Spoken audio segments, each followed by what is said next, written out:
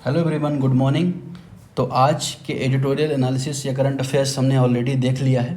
ये दूसरा वीडियो है आपका जहाँ पे मैं घटना सूत्र की जो प्रारंभिक परीक्षा संबंधी अभ्यास सीरीज और मुख्य परीक्षा संबंधी जो अभ्यास सीरीज है जिसे हम यहाँ पर चर्चा करते हैं उसमें मैं आप सभी का स्वागत करता हूँ। मेरा नाम दिवस द्विवेदी है और आज हम यहाँ पर 5 प्रश्न प्रीलिम्स से संबंधित देखने वाले हैं, साथ ही 2 प्रश्न मुख्य परीक्षा मेन संबंधित देखने वाले हैं जो करंट अफेयर से संबंधित हैं, जिन्हें हम चर्चा करेंगे और देखेंगे कि आंसर राइटिंग में भी देखेंगे क्या अप्रोच होनी चाहिए आंसर राइटिंग की।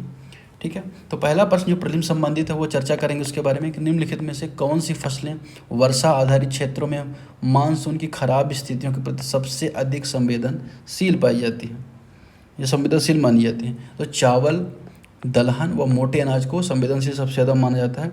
गन्ना अधिकांशतः सिंचित होता है इसलिए यह कम प्रभावित होता है। तो इसका सही आंसर होगा 1, 3 और 4।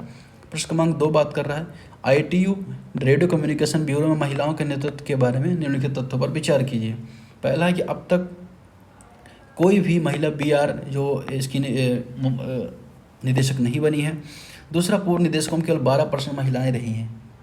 तीसरा, श्रीमती M रेथवी के नामांकन ने दोनों लिंगों में क्षेत्रीय बाधाओं को तोड़ा है। तो जिसका पहला जो स्टेटमेंट एकदम सही है। अब तक अगर आप देखें जो ITU है जो ग्लोबली जो टेली कम्युनिकेशन संबंधी स्पेक्ट्रम संबंधी जो मार्गदर्शन करता है, सीमाएं निर्धारित करता है, उसमें अब तक कोई भी महिला अगर आप देखें BR नहीं रही है।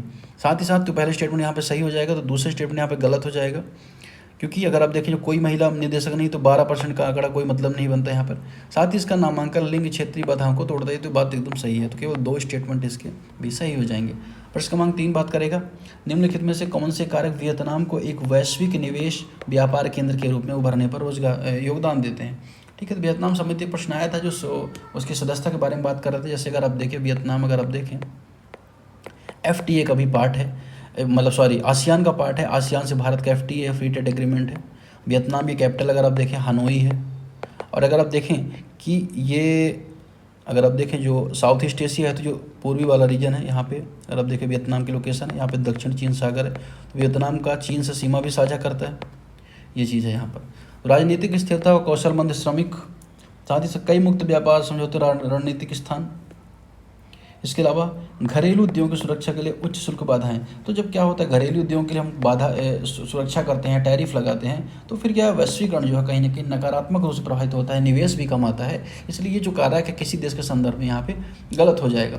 तो उद्योग की जो सुरक्षा है वह उच्च शुल्क बाधाएं हैं, कभी भी किसी देश की जो वैश्विक निवेश है व्यापार उसमें भागीदारी नहीं देती है। तो 1, 2, 4 स्टेटमेंट इसका सही हो जाएगा। प्रश्न क्रमांक अगर आप देखें यहाँ पे देखिए जो शुल्क बाधाएं होती हैं वो FDI को रोकते हैं। आपको पता है कि 2 तरह का जो विदेश इन्वेस्टमेंट आता है, FDI फॉरेन डायरेक्ट इन्वेस्टमेंट और FPI फॉरेन पोर्टफोलियो इन्वेस्टमेंट। तो जब किसी भी कंपनी स्टेक में अगर आप देखें 10% के आसपास साझेदारी के लिए जब इन्वेस्टमेंट होता है तो उसे FDI के रूप में देखा जाता है।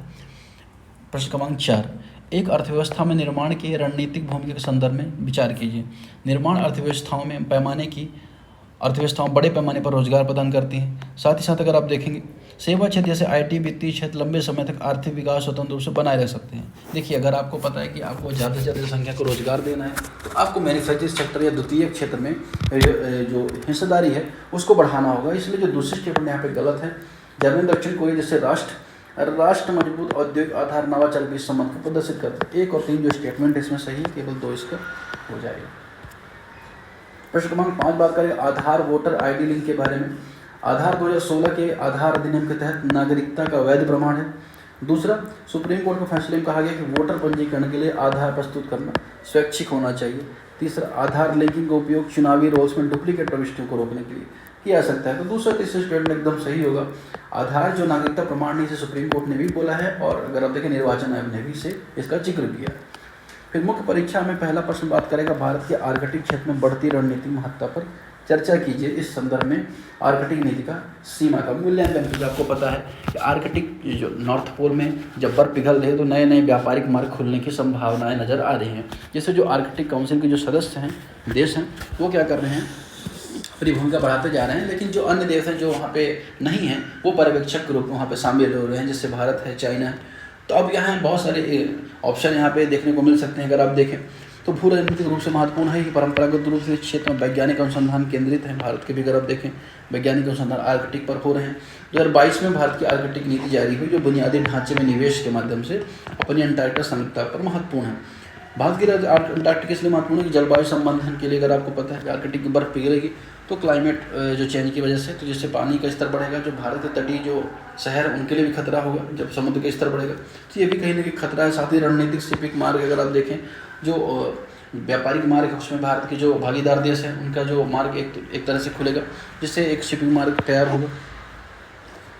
यूरोप एशिया में जो 60% 40% तक छोटा कर सकता है लागत को। भू राजनीतिक संयुक्ता भारत 2013 से आर्कटिक काउंसिल का पर्यवेक्षक सदस्य है। नॉर्डिक देशों रूस के साथ सहयोग से भारत का क्या है बहुद्वीपीय विश्व बनाए रखने की दिशा में भारत कार्य भी कर रहा है।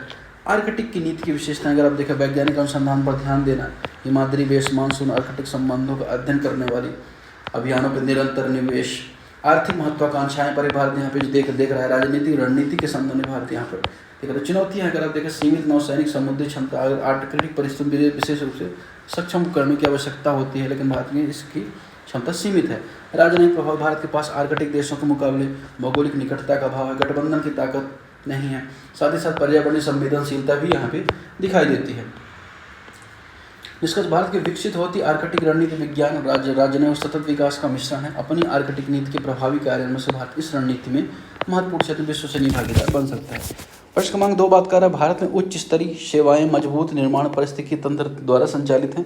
इस कथन के संदर्भ में विश्लेषण करें, क्यों निर्माण को मजबूत करना भारत की दीर्घकालिक आर्थिक रणनीति वृद्धि के लिए आवश्यक है। आपको पता है कि भारत में जो सर्विस सेक्टर वर्तमान में 24% अर्थव्यवस्था में योगदान दे रहा है आरबीआई के डाटा के अनुसार, लेकिन अगर आप देखें जो रोजगार की जो उपलब्धता है सभी के लिए वहाँ पे नहीं है और बेरोजगारी दर भारत में ज़्यादा है, क्योंकि रोजगार की सबसे ज़्यादा देने की जो क्षमता होती है द्वितीय क्षेत्र में होती है, लेकिन भारत वैश्वीकरण के लाभ में प्राथमिक क्षेत्र से सीधा तृतीय क्षेत्र में जम कर गया, जिस वजह से विनिर्माण क्षेत्र अभी भी वंचित है और 17% के आसपास जीडीपी कंट्रीब्यूट करता है।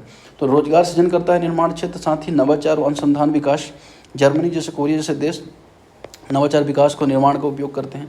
आर्थिक स्थिरता कर देखें, निर्माण आत्मनिर्भरता सुनिश्चित करता है, आयात निर्भरता को कम करता है। भारत में वर्तमान स्थिति अगर देखें, निर्माण का जीडीपी में योगदान 17% के आसपास है। पीएलआई योजना सरकार हालांकि चलाई है, जिसमें सरकार चाहती है कि ऐसी कंपनियों को प्रोत्साहन देना जो विनिर्माण को बढ़ावा दें, साथ ही साथ भारत से विनिर्माणक जो वस्तुएं हैं उनका निर्यात को बढ़ाया जा सके। एप्पल का विस्तार अगर आप देखें 2023 में भारत में आईफोन उत्पादन 14% तक बढ़ा है। तुलनात्मक उदाहरण देखकर चीन सेज व बुनियादी ढांचे का उपयोग करके निर्माण को सेवाओं और निर्यात के साथ जोड़ा है। अमेरिका न्यूयॉर्क जैसी वित्तीय केंद्र एरोस्पेस फार्मास्यूटिकल औद्योगिकता के कारण फलते फूलते हैं। भारत में चुनौती अगर आप देखें, भारत में इंफ्रास्ट्रक्चर है, लॉजिस्टिक जो अंतर है, कौशल व श्रम सुधार भारत में अगर देखा अभी भी कमी है। बेरोजगारी भी अगर आप देखें Q4 में 17% बनी हुई, जो आंशिक रूप से सीमित निर्माण में नौकरियों की जो आंकड़ा है उसको दिखाती है। भारत को यहाँ पर निर्माण क्षेत्र में योगदान देने की जरूरत है। अगर आप देखें लक्षित नीति यहाँ शेप टारगेट जो पॉलिसी अप्रोच अपनानी चाहिए, साथ ही साथ इंफ्रास्ट्रक्चर को डेवलप किया जाना चाहिए और एफडीआई संबंधी नीति भी उदार करनी चाहिए, जिससे निवेश को भी बढ़ावा मिले और जो भारत में विनिर्माण क्षेत्र है उसको वृद्धि मिल सके। तो आज के आर्टिकल फिलहाल इतना ही। बहुत बहुत धन्यवाद।